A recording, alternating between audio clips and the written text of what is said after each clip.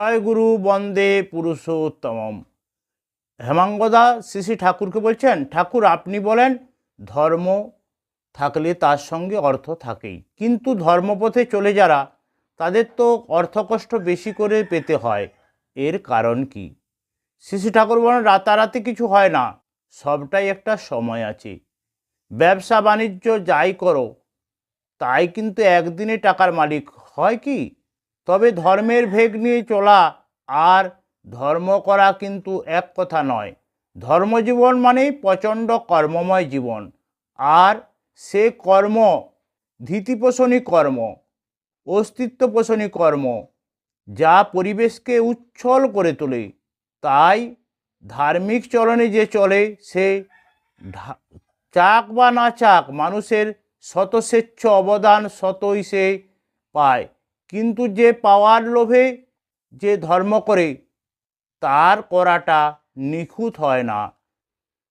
আবার ধর্মচরণ যার প্রকৃতগত বিশেষ কোনো স্বার্থপর প্রত্যাশা প্রণোদিত নয়, সে অভাবের ভিতর থাকলেও একথা ভাবে না ধর্ম করে আমার হলো কি।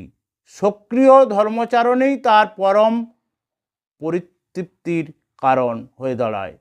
লাখ ঐশ্বর্যের বিনিময়েও সে যদি আত্মপ্রসাদ ত্যাগ করতে চায় না, আবার শত দুঃখ কষ্টও তাকে আবার তার পথ থেকে টলাতে পারে না। সুখ বা দুঃখ কোনোটাই তাকে তার আদর্শ থেকে বিচ্ছিন্ন করতে পারে না। ধর্মেই এতখানি দৃঢ় প্রতিষ্ঠিত যে অর্থের তোয়াক্কা সে কমেই করে, অথচ অর্থ তার সেবা করে ধন্য হয়। মানুষ যে অল্পেই বিচলিত হয়ে পড়ে তার কারণ বাস্তবভাবে ধর্মের সেবায় সর্বক্ষণ মত্ত মশগুল হয়ে থাকে না। নিরবিচ্ছিন্ন সক্রিয় ধর্মনিরতির একটা পরম অবদান এই যে সে তা অন্তরে উৎসাহ আনন্দকে মলিন হতে দেয় কমেই।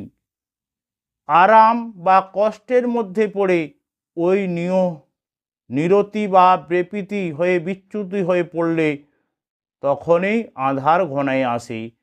প্রকৃত ধর্মচারণ কাউকে কখনো অসুখী বা অভাব পীড়িত করতে পারে না, তবে চলার পথে নিজের ত্রুটি বিচ্যুতি কী আছে সেটা বিচার বিশ্লেষণ করে দেখতে হয়, আত্মসংশোধন করে চলতে হয়।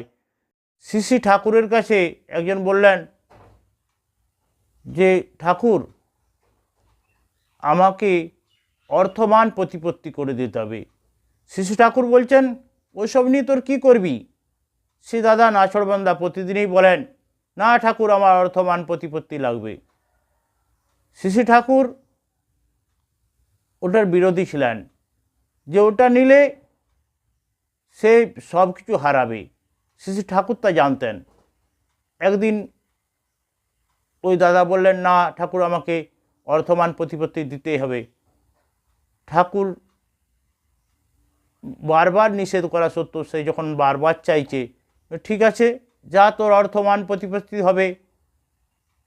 চলে গেল দাদাটি, তার বড় ব্যবসা হলো, স্ত্রী ছেলে সবকে নিয়ে বিরাট সংসার সাজিয়ে বসলো, ব্যবসা রমরমা চলছে।